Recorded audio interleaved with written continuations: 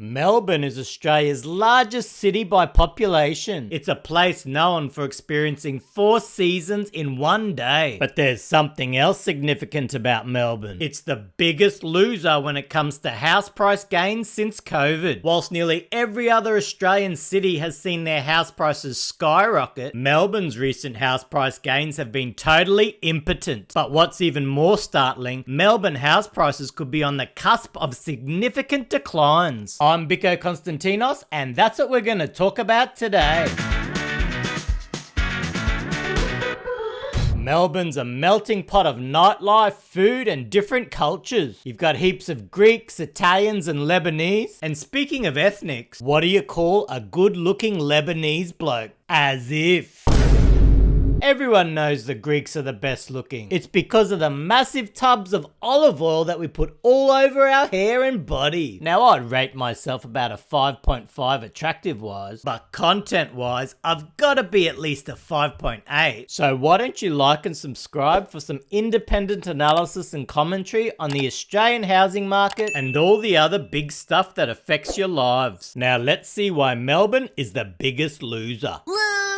Well, here's why. Since the pandemic, Australian house prices have risen by an average of 34%. Now, this is a staggering rise, but in cities like Brisbane and Adelaide, they've actually risen by over 50%. And those crazy house price gains have now seen the Brisbane median house price overtake Melbourne's median house price. So Brisbane's now sitting at 787,000 while Melbourne is 780,000. Now this is an astronomical change in just 3 short years, but if you look at the percentage house price gains, you can see why. Whilst Brisbane rose 50%, Melbourne house prices since the start of the pandemic have only risen by 11%. Now 11% rise over 3 years in normal circumstances would be very reasonable, but considering we've seen the most crazy speculative fear of missing out housing market, Melbourne has massively underperformed every other city in Australia. Now here's a look at Melbourne prices since 2020. Median house price was around $692. After the initial COVID dip, prices did start to rise, peaking in 2022, then falling quite sharply and haven't really gained much momentum since then. So you can see the current median value around 780, which is below the peak of 800,000. Now if we look at some of the other major cities, Sydney's gone from 882,000 to currently over 1.1 million. Brisbane's gone from 505,000 all the way up to 787, and Adelaide's gone from 443,000 to an astonishing 711,000. Now it's very clear from these results that Melbourne house price gains have been the biggest loser since the start of COVID.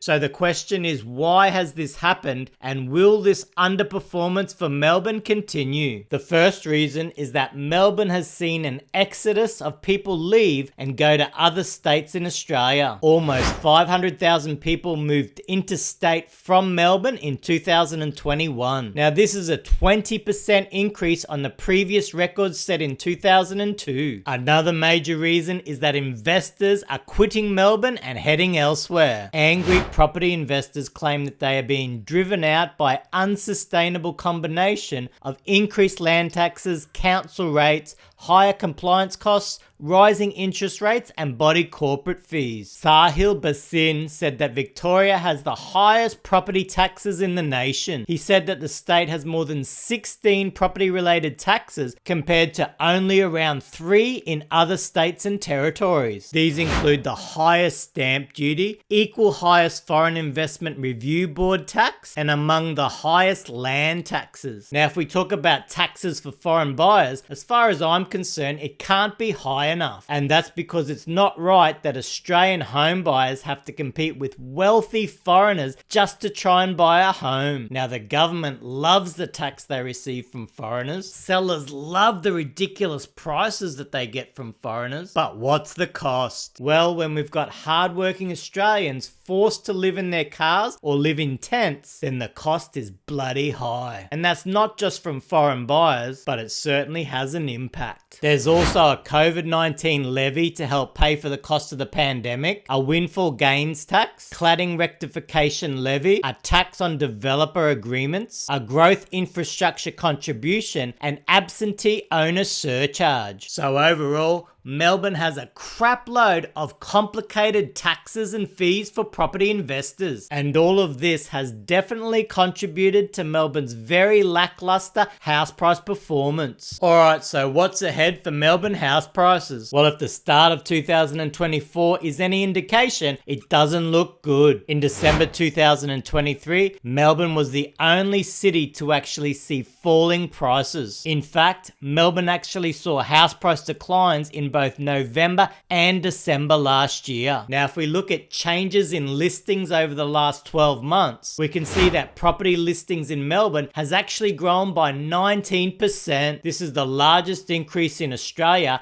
and if that trend continues, it could see continued downward pressure on house prices in Melbourne. So Melbourne house prices have massively underperformed other Australian cities since COVID. They've seen a large exodus of people moving to other states, and they're currently witnessing truckloads of property investors quit due to very high and numerous property taxes and fees. So based on all this, Melbourne could continue seeing house price declines throughout 2024 and might be the leader to trigger Australia's house price correction as the artificially inflated bubble starts to deflate. I'm Biko Konstantinos.